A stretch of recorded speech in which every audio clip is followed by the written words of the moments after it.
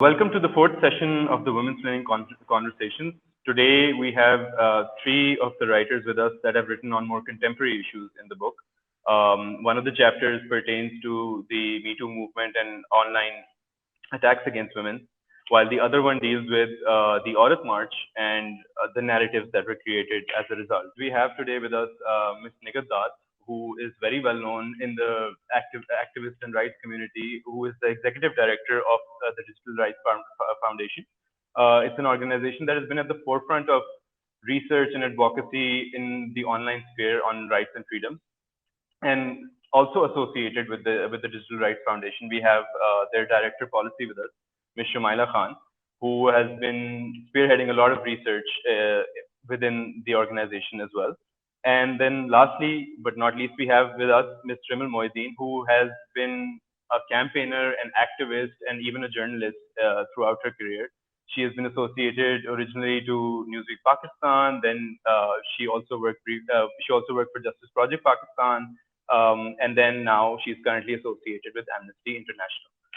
So welcome to all of you. I'm going to start with Shmyla on a question about this. So in the past few months, you've seen that there has been a high frequency of reporting online and movements online with regards to hashtag campaigns about specific cases and how justice should be given in those cases. We have the Noor Muqaddam case, of course. We also have the Minare Pakistan case as well. So the cases such as this, they've been given a lot of traction online. But has that really translated into actual protection for women against violence in any way? Yeah, I feel like sometimes this question ends up being a little unfair because obviously sort of protections are something that is a really long-term process and requires a lot of moving parts from ranging from the kind of resources that the government wants to invest in gender-based violence as prevention and sort of societal attitudes. So a lot of times, like I think, especially when there's a very high visibility event, and I think this sort of speaks to the nature of politics online in general, which sort of speaks in this currency or this vocabulary of visibility.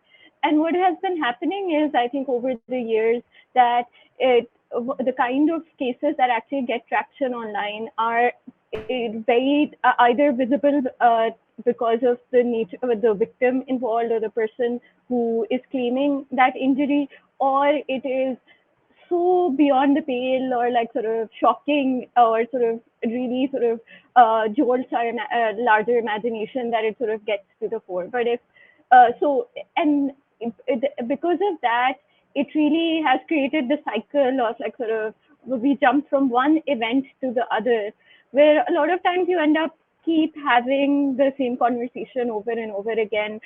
When we see, for example, with the motorway case, a lot of that was last year, which seems like 50 years ago, but like which is by the way the internet works. But the same conversations are still relevant now. The kind of victim blaming that happened, the institutional reforms that are needed in the police, the debate around like carceral punishment and the death penalty, all of those debates keep propping up again. And I think the job of the movement, I think, is to make sure that those narratives remain connected and that story is sort of told of larger structural violence rather than these event-based things. But because of the nature of online spaces, I think it sort of forces you to respond, because it is from the movement's point of view a very good opportunity to tell people, and attitudes do shift, I think, over time, because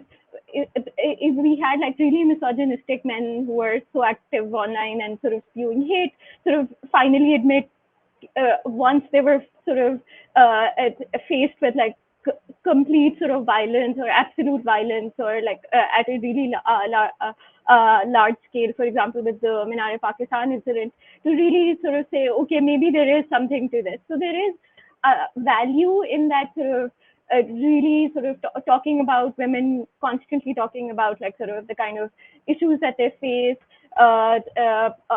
Every time I think something like this happens, it also triggers like people coming forward with their own cases, and which can be deeply traumatic for the people who are made to sort of make their violence more visible, because until it is sort of packaged in a neat sort of tweet or in a really sort of neat narrative online, it doesn't really get traction. So there's this sort of, I guess, violence also that keeps happening where you have to keep sharing your trauma.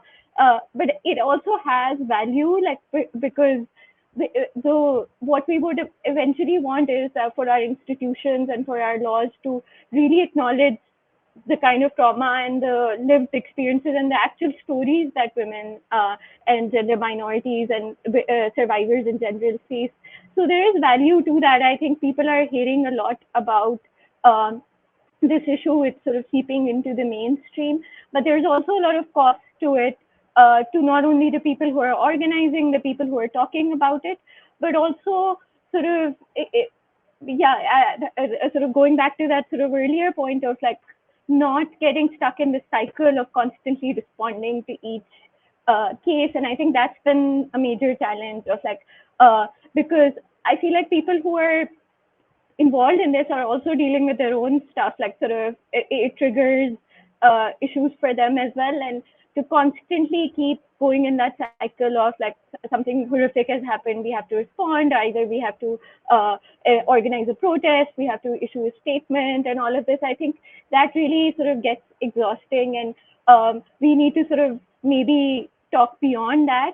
But at the end of the day, it is the online sort of really visible conversations that end up getting traction. And I think we don't talk about enough is sort of, you know, which kind of cases are getting traction, and you really have a conversation about like why other cases aren't, and which are the cases that are not getting talked about as much.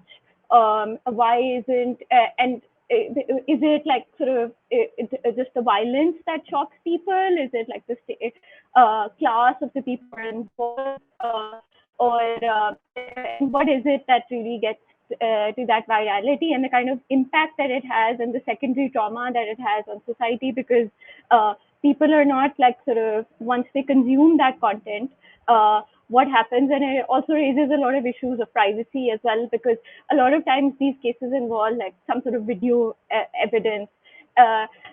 Should that ethical questions of like, should that even remain online? I don't think we're talking about it enough, because we're so consumed by like sort of, I guess, the shock value of that violence. So I'll just end it here, and maybe you could just take it forward. Thank you for that response. You mentioned going in circles and institutions and laws not acknowledging what the real problem is and going case by case. Nighat, I'll come to you here and we'll speak about this. Where can the lags be addressed in this? Can policy measures be taken? Should the state be engaged on a more cohesive level, or does the state have an onus to engage with activists and people that have been that have faced violence in this sense? Yeah, no, I definitely feel that state has this onus of engaging with not just activists, but multiple stakeholders, and feminists are one of the very prominent stakeholders in here, which usually state institutions avoid to engage, in discussions with. But what we have seen also, at the individual cases, we have seen online taking like a lot of space, and different discussions around them on different social media platforms. And I think one of the important aspect of those discussions were also going back to the broken justice system and talking about them and identifying that where the criminal justice system is broken, where are the gaps, what are the laws where we can make the laws where we can fill gaps in. And it's not, and I wouldn't only talk about a law around workplace harassment, but also, rape amendments that were proposed in 2016 in the Pakistan Penal Code, and it also brought the discussion around Domestic Violence Act, especially the Islamabad one, which we don't know where it stands at the moment because of all the resistance that it received. So I think it's a very positive aspect of the conversations online, although everything that Shmyla said around the trigger points, the burden on women telling their story, the trauma, and then being re-traumatized by telling their stories again and again. But I also feel that it's not only the we shouldn't put an onus on feminist movements and individuals and activists, but I think state really need to see this as a structural issue and do not react on individual cases the way we see the Minare Pakistan case, the Noor Muqaddam case, and they take these cases from individual perspective and they then say, oh, we are doing this. And I think one thing that really makes me uncomfortable now, uh, someone highlights a case online and then the respective law enforcement sort of say, oh, look at this FIR, we took an action. So I think that sort of takes us back to the question which Shmyla raised, that who has access to these spaces, who are the people whose voices are being heard, and who are the people who are left behind. So I think these are all the important aspects that we need to look at, but also important to critically look at what state is doing when the laws are already there, when the proposed amendments around rape were already there, when the Chief Justice of Supreme Court, the former Chief Justice of the Supreme Court a year ago said that we need gender-based violence courts across Pakistan, and nothing happened on that front. Then we really need to question state steps around just introducing an rape ordinance. So what is the use of that ordinance when you haven't even consulted with the respective stakeholders, you didn't engage with the people, and you just decided to issue an ordinance? So what about the previous important measures that have been taken in the law and didn't really implement those measures? So I think these are all the questions that we really need to ask state. Thank you for that. Rimmel, I'll also come to you with a related question. Shmyla spoke about narratives, and I think you speak about this within your chapter as well, because you write about the Aurat March, and you talk about the importance, not just on ground of the march, but of the online narratives that came about as a result, and how it turned into an online movement of sorts on the side as well, which was completely independent of what was happening on the ground. So what sort of story do you see unfolding online with regards to what an impact this can have on an individual with regards to A, learning about feminist discourse, for instance, and B, then moving on towards, on an individual level and on a communal level, acting towards whatever they believe in with regards to protecting rights and protecting against violence against women. Thank you, Zahid. So just sort of building on what Shmyla was saying about how it's really important that in this day and age, we need to package our trauma in neat little tweets. Otherwise, they're not going to get that kind of traction, which is unfortunately a tragedy and almost a comic twist of events that has happened to the way we tell our stories. And with Aurat March, I wrote this chapter in 2019, which was when the placards were really what became the flashpoint for people, which is what people kind of latched on to critique the Aurat March. And I think the reason why it got that kind of attention was because those placards were a mirror. And we speak about the government and the stakeholders and who has the onus to do what, and the kind of burden that is placed on the feminist movement to push through the kind of change that we need in policy and in implementation of laws that exist. But at the end of the day, the reason why the Aurat March triggered the everyday man so much was because it showed them how they are also benefiting from a deeply unequal patriarchal structure, society, and a system. Because it's easy to, and I speak about this in my chapter as well, it's easy to decide that, oh, this person is responsible for the state of women's rights in this country, or this single institution is the reason why things are not happening. Actually, the problem is that every single man in Pakistan benefits from the patriarchy. Every single man is responsible for upholding it in some sort of way or perpetuating it. And it, because the Aurat March does not allow them to create that distance between what they know and what they believe, that is where the issue is. That's where the pain point is, which is why placards like telling them to warm their own food, or telling them to how should I know where your sock is, all of these things, because they come into your home and they hold up a mirror that you can't deny, that is why it triggers them so much. So that is the issue on an individual level. Then we come to how they react in response to that. And we've seen the stakes for Aurat March become more and more dangerous every single year. In 2019, it began with a petition and online hate. In 2020, it was we had from in 2021 now, we have blasphemy charges being levied against Aurat March organizers. We've seen in 2020, in Islamabad, the Aurat March was physically attacked. So, and now Aurat March organizers are constantly reporting having their lives being put in danger. And so we've seen that the state is watching this organic movement unfold, which is inclusive and is always the first to react. But unfortunately, this has not meant that this institution is being protected more. It's just become more and more precarious for these organizers to ask for what they want. And that is where the problem lies, because the narratives that no matter how much Aurat March is pushing and how quick they are to respond and how clear and the moral clarity that they have about where they stand, this is not something that the state is taking as seriously or as putting that sort of burden on themselves for. And so you have to ask yourself, what is it that the state is after when they say that they're here to protect women?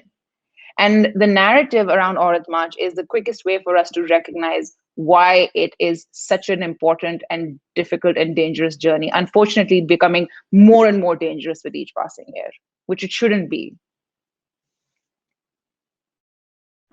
Thank you.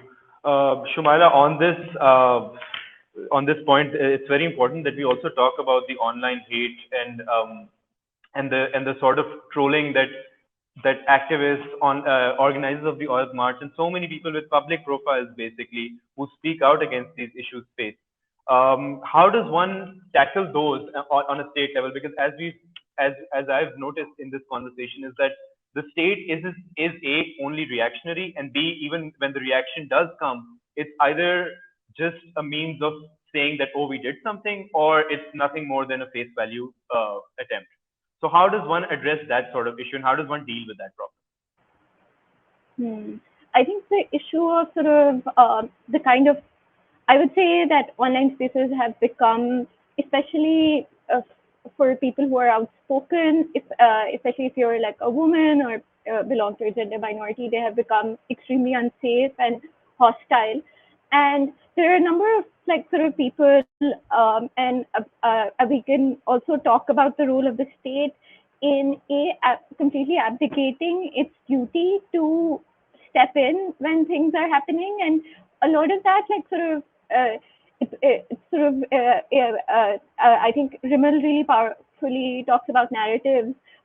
There are other competing narratives, not just by sort of what the feminist movement has posited, but also narratives by other actors who might be state actors or non-state actors who are constantly peddling propaganda, disinformation, absolute lies, which go completely not just unchecked online, but also are parroted by the state itself. Like you can see speeches, there are speeches by ministers, there's speeches by people in government who will constantly sort of parrot these kind of hateful, misogynistic comments, not just about women, but about like sort of the movement itself, or that it's against Islam, or accusations that it's anti-state.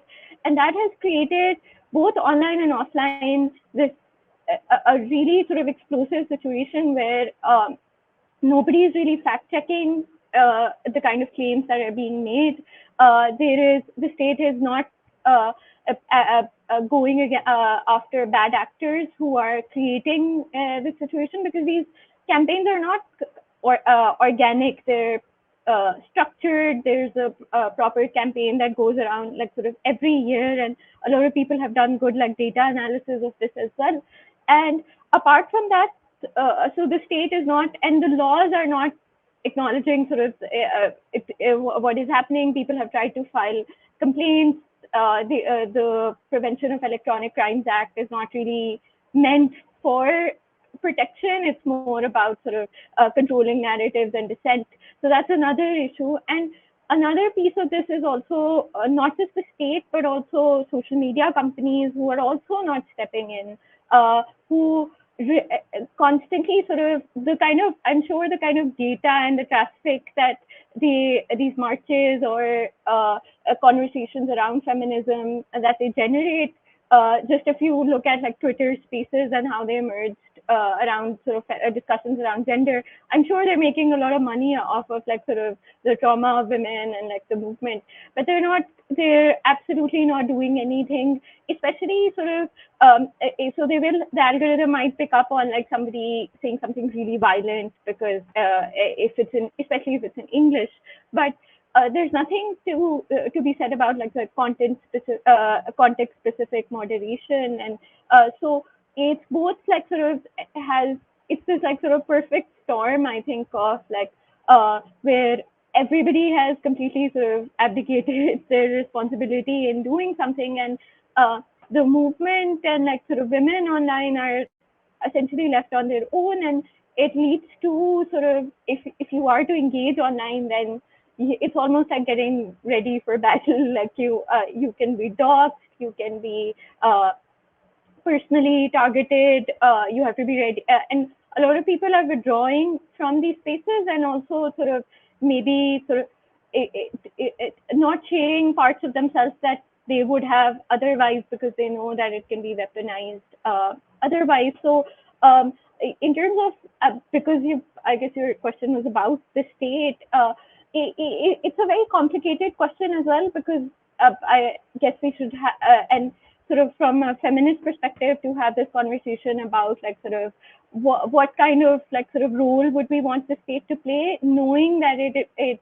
usually does go after dissent in sort of when it comes to regulation of speech, because a lot of times like we look to the state for protection, but what does that really mean? And because the terms of it are so and the power dynamics are so sort of imbalanced, that it would be a really sort of larger question about like sort of if the state does intervene, like I don't know, they might make things worse in terms of, but the intangible element of it is that they benefit from a lot of these narratives that they have created. And sorry, I'm taking so long, but I think the last sort of this something that really illuminated like what they think about like women and the movement is when recently Fawad Chaudhry during a press conference talked about how they were going to release a report that was going to say there would be evidence how the Noor Muqaddam case was used to defame Pakistan. So I think there's a framework with which they are looking at these narratives online. It's just so narrow, just from like sort of this very national security point of view, rather than actually listening to the people who are constantly talking about this. Really makes you think that it's actually more about like sort of larger narratives rather than like, you know, specific interventions. And those can come and but unless the state is ready to change the sort of a kind of ideology that it peddles in these spaces, both online and offline, it seems like a losing fight. That was a grim but accurate depiction of what's actually happening in both online and offline spaces right now. Nighat, if you could also just have a quick word on this about, Shmyla spoke about control and also particularly spoke about platforms and their responsibility. That's an issue that has not really been addressed in Pakistani discourse. When it has, it comes to control and how platforms must remove objectionable content being the keyword here, right? So how does one move past that? Because platforms as private companies have a responsibility to their customers as well, which are mostly advertisers, but at the same time you have a wide user base that they're using as a means to an end for advertising. So does one address that issue and maybe bring the platforms in line, or at least ask for them to remove content when it's attacking people so obviously and it's putting lives under threat? Yeah, no, I always bring platforms into our conversations, because whenever we talk about content regulation or governments, bringing regulation around regulating internet in their own jurisdictions, it's very important to bring platforms into the debate, because in most of the jurisdictions and contexts, platforms, easily get away with what they usually do.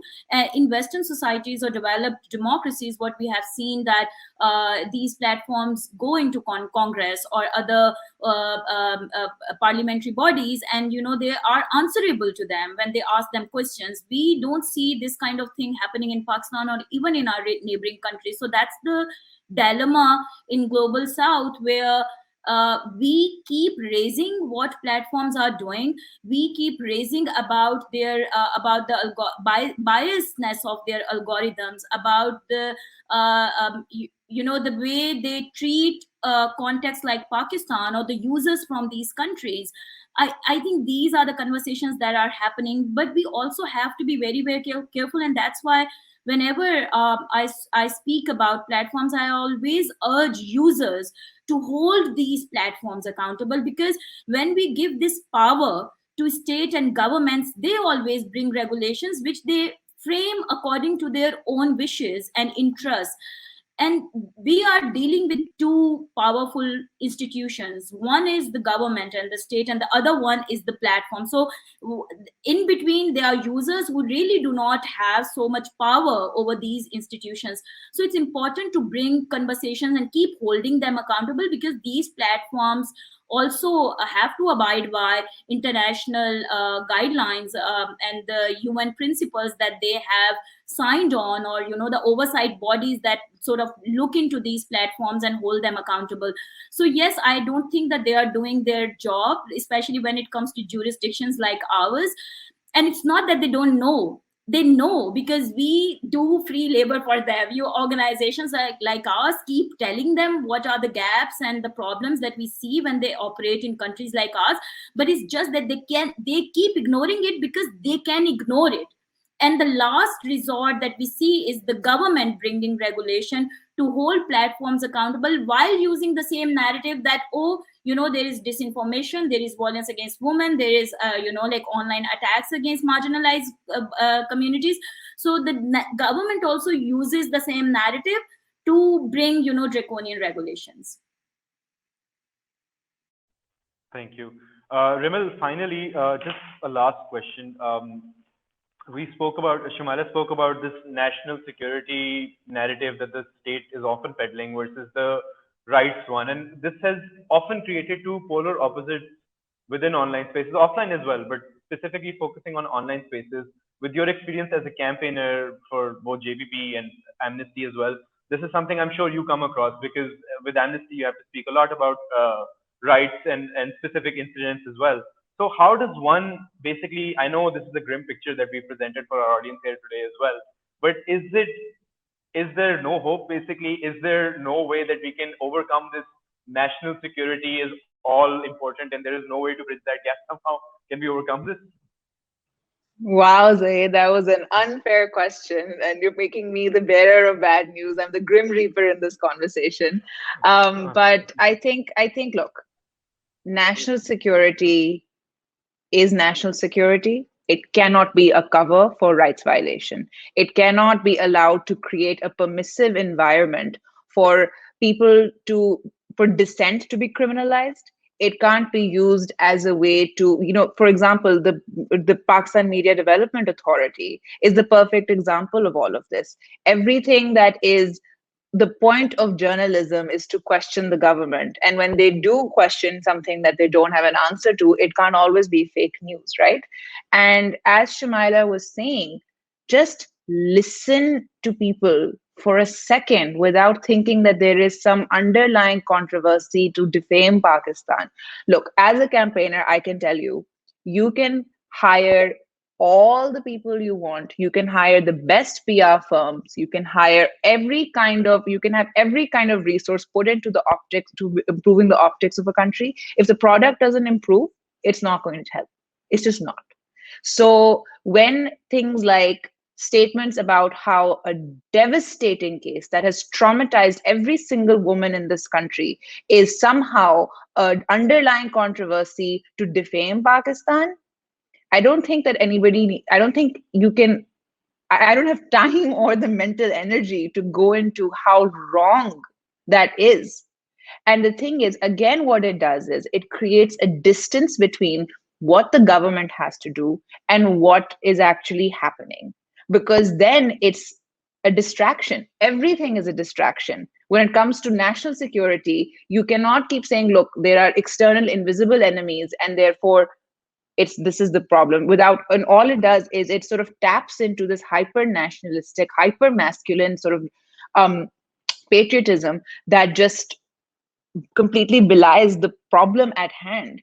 And until that sort of isn't dissipated, until the government doesn't actually pay attention to the systems that are allowing these incidents to happen, then they're going to keep happening. We don't know how many Noor Muqaddams there have been since her death, because they're not being recorded. And if they are being recorded, why are the women not coming forward? Because they're terrified. They are absolutely terrified. And why shouldn't they be? There is nothing in the system that protects them. What has happened in Pakistan, what the space for dissent in Pakistan, it's now slowly creeping into online spaces as well, which is a critical platform for people to organize and advocate. And even that's being taken away. So where are we supposed to go if this government is not going to actually sit down and pay attention to the system? They're going to keep publishing tweets about FIRs that are registered without actually doing anything about it. The fact is that Noor Muqaddam was a daughter of an ambassador. And so her father has served the country. And he still has to, there is no guarantee that all of these protests, that all the evidence will mean justice for her family. That in itself should tell you everything that we need to know. So if the government is paying attention to national security at this time right now, then we should know where the intentions lie. Thank you for that. I'd like to thank all of the participants in this excellent conversation. And I know it wasn't the most positive of conversations, but on issues like this, they often aren't, and for the right reasons as well. Because of, well, as the participants have mentioned, the state's reaction has been lackluster, non-existent, or often counterproductive, more so than that even. So with that, I would like to say that there is a book out on this and many other chapters with regards to the women's movement, the Womansplaining book, which is edited by Senator Sherry Rahman. I'd like to request all the audience to basically go check it out. It's available on all bookstores in Pakistan. It's available online on the Folio Books website as well. It's available on the Liberty Books website and on Amazon and Kindle and all those other major platforms. So please go check it out. Thank you so much, Nighat, Shmyla, and Rimmel for participating today. It was a pleasure speaking to all of you, and hopefully we'll speak soon. Thank you.